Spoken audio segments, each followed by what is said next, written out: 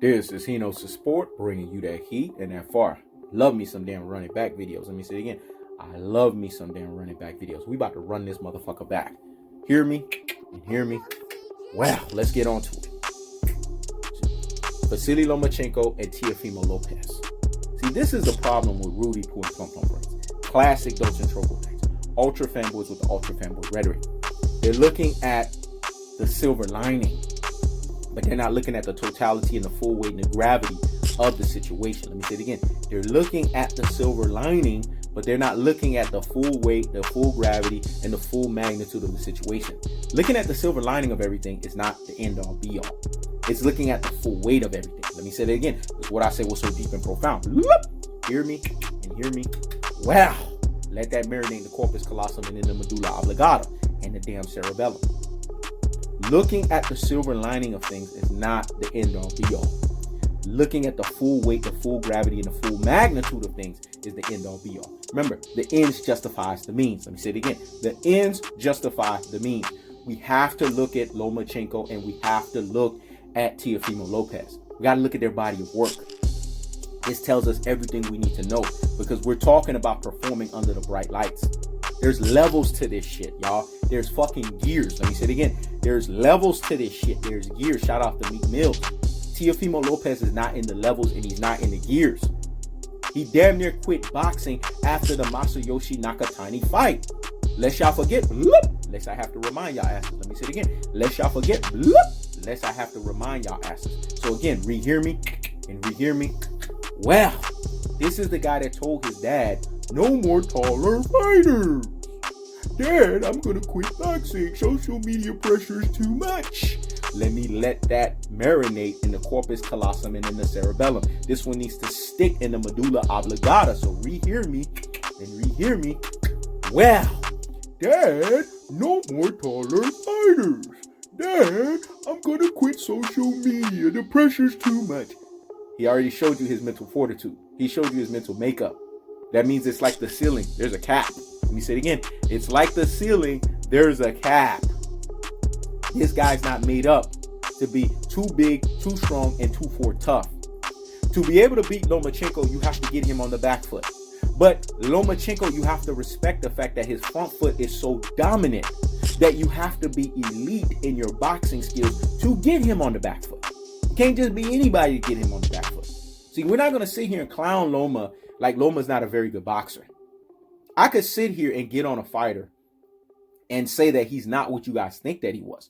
When you guys try to say that he's great and try to put him in the likes of a Floyd Mayweather. See, the word great is used so much, and I get it. There's a lot of Floyd Mayweather fans out there. They was hot and bothered like grits, and they felt some type of way about it. I felt some type of way about it when they tried to compare Loma, who looks like he comes out of a meatpack district, in his basically under the bright lights type of fight versus Floyd Mayweather, who doesn't get touched. Floyd Mayweather is the true matrix, by the way. Let me say it again.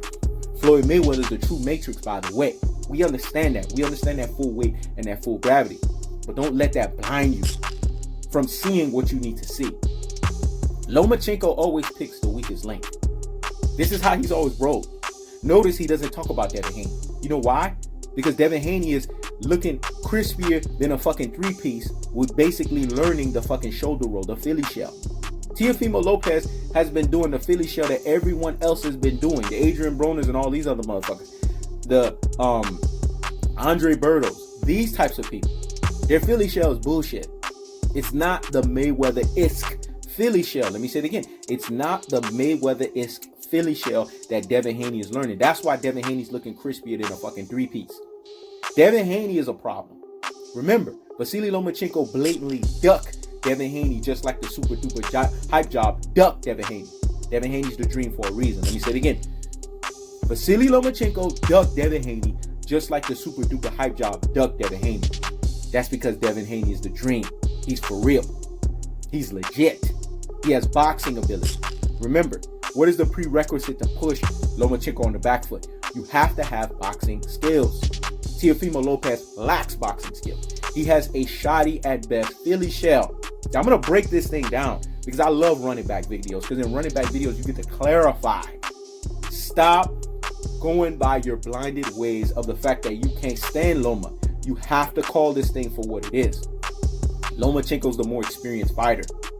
Since when did being 31, 32 is considered old in fucking boxing?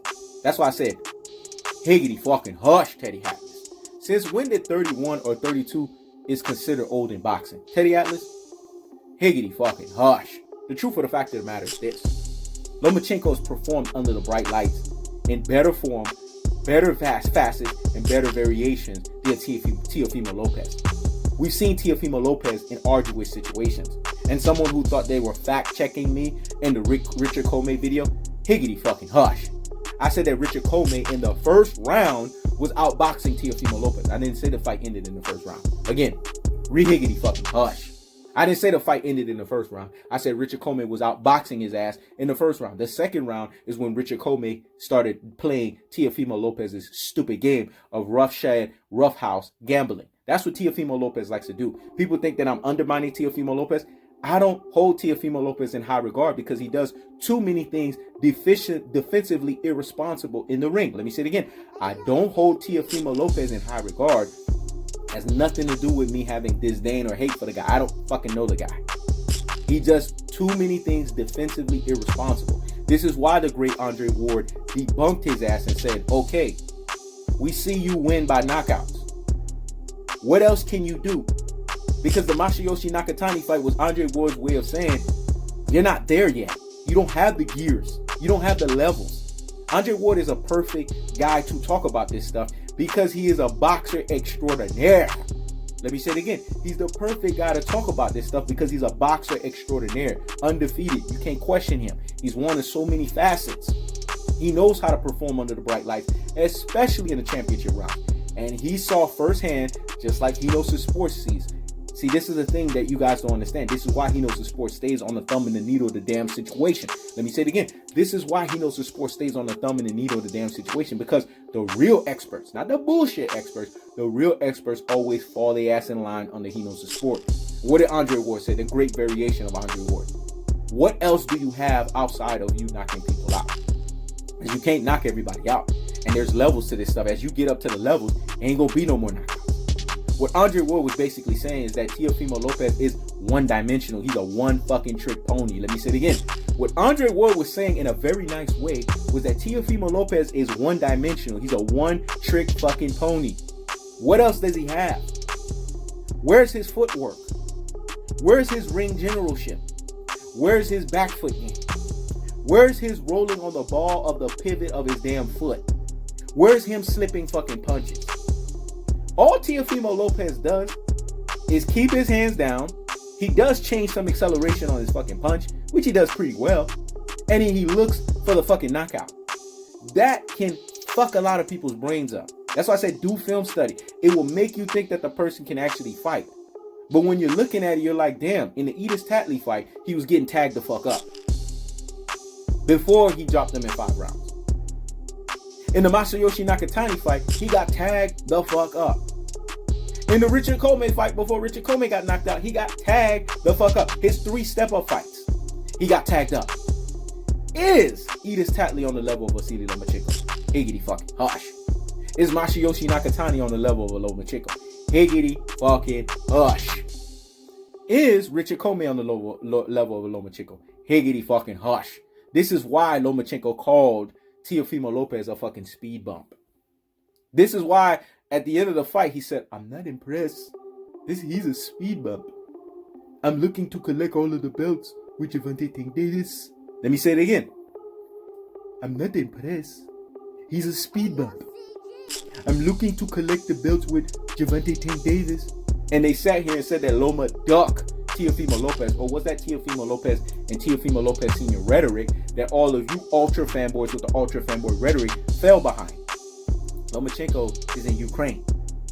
Don't we got COVID going on right now? Don't we got the global pandemic going on right now? He couldn't travel. So isn't that legitimate? So how the fuck is that a DuckTales? Woo! A DuckTales. Woo! There's a stranger out to find you. There's a stranger out to find you. What you do is grab on you some DuckTales. Woo! He DuckTales Devin Haney though. We know that to be true because he graduated his ass to the WBC French fry belt to remove himself from Devin Haney. Just like Teofimo Lopez duck Devin Haney too. Isn't that ironic? Everyone's ducking Devin Haney because Devin Haney has the prerequisites. Gervonta Tank Davis has a prerequisite. Gervonta Tank Davis is a supreme pull counter extraordinaire. Let me say it again. Gervonta Tank Davis is an extreme pull counter extraordinaire. His pull counter ability is damn near to the likes of a Floyd Mayweather. We haven't seen this shit since Floyd Mayweather. This is what makes Gervonta Tank Davis special at the lightweight division. Devin Haney has Floyd Mayweather's work ethic. This is what makes him special. And Shakur Stevenson has a lot of prerequisites. That's what makes him special. So you have to be these kind of guys. You have to be cut from this kind of cloth. You have to have these guys' boxing pedigree and ability and skills to be able to beat a Lomachenko. Because you have to push his ass on the back foot. There's a blueprint on beating Loma. Push his ass on the back foot, roughhouse his ass, and make his ass look like he come from a meat pack district all fucking 12 rounds, and you expose his ass. That's the blueprint. The problem is Teofimo Lopez doesn't know how to change the fucking gears into fights. He doesn't know how to step up the level. He only knows one level, which is to gamble and knock your ass out. Let me say it again. He only understands one level, which is to gamble and knock your ass out. That's why he's a super duper hype job. You guys have to see these fighters for what they are. And then when he knows the sport comes out to be right, you guys are going to be like, man, he knows the sport. He kept himself on the thumb and the needle of the damn situation. How many times have I prediction king fashioned these things? Have I got predictions wrong? Yes. But how many more predictions have I gotten right over wrong? For every one wrong prediction, I probably got 15 right. Let me say it again. For every one wrong prediction, I probably got 15 right. And I've got some key ones right. And in this fashion, I'm going to be right about this. Because I'm looking at what experience, what does everyone bring to the table under the bright lights? This is the bright lights we're talking about. The reason why it's going to be the bright lights is because it's the pressure. We're coming out of the COVID time. This is the fight that's going to happen September 19th. People are going to be watching boxing. All eyes are going to be peeled. And we see Teofimo Lopez, when the lights are brighter, his personality goes, woo, it dims. Let me say it again. When the lights are brighter, Teofimo personality goes, woo, it dims. I'm telling you guys, man. And for people that's sitting here saying that Orlando Salido is not better than Teofimo Lopez, y'all need to go back and do some film study. Orlando Salido is skillful in his awkwardness. That's what made him special. Just like a Marcos Maidana. They are so skillful in their awkwardness. And a lot of times fighters that are skillful awkward-wise give fighters that have great boxing ability problems. That's why Marcos Maidana was giving Mayweather fits. Even though Mayweather was boxing him, he was still giving him fits because his awkwardness took Mayweather time to figure that shit out because it's awkward. That's why I call it awkwardness. That's what Orlando Salido was to Vasily Lomachenko. Teofimo Lopez is not an awkward fighter. He fights very conventionally. You see his bullshit coming a mile away. He's trying to set up a knockout. Let me say it again. Teofimo Lopez is not awkward. He fights very conventionally, and you see his bullshit a mile away. He's looking for the knockout. Vasily Lomachenko, with his amateur background pedigree, the fights that he's been in, with the quality of opponents that he's been in, because he's been in with opponents way better than some fucking Teofimo Lopez, Guillermo Rigondeaux, Nicholas Walters, all of these people, man, they're fucking way better than some fucking Teofimo Lopez, man. Luke Campbell, Jose Pedraza, Jorge Linares, all of these guys have way more boxing pedigree than a Teofimo Lopez. I know what I'm talking about, you classic Dolce, you troglodytes, you Rudy Pool, you plum plum brains, you ultra fanboys with the ultra fanboy rhetoric. Stop letting your blindness delude you. Look at the facts. Loma is bullshit on the back foot, but he's front foot dominant. He has some of the best front foot we've ever seen in the damn square circle. And we got to give him credit where credit's due. And I'm not the biggest Loma fan, but I'm not going to sit here and not keep that same energy, dog. Let me say it again. I'm not going to sit here and not keep that same energy. His front foot game got brother flair to it. Let's keep it real. Let me say it again. His front foot game got brother flair to it. And one thing that you could say about Loma, he doesn't pick an opponent that he does not feel he can beat. There's a reason why he didn't call out Devin Haney and he ducked him. There's a reason why he didn't call out Gervonta Tank Davis and he ducked him. But there's a reason why he called Teofimo Lopez. Because like in his variation, Teofimo Lopez is a speed bump. I'm not impressed. I'm looking to unify with Gervonta Tank Davis. Let me say it again. Teofimo Lopez is a speed bump. I'm not impressed. I'm looking to unify with Gervonta Tank Davis. You know why he said that? Because lions don't eat the same supper that dogs eat. Let me say it again. Lions don't eat the same supper that dogs eat. I keeps the foot on the what? On the next. I keeps the foot on the what? On the next. This is He Knows the Sport. Check it out.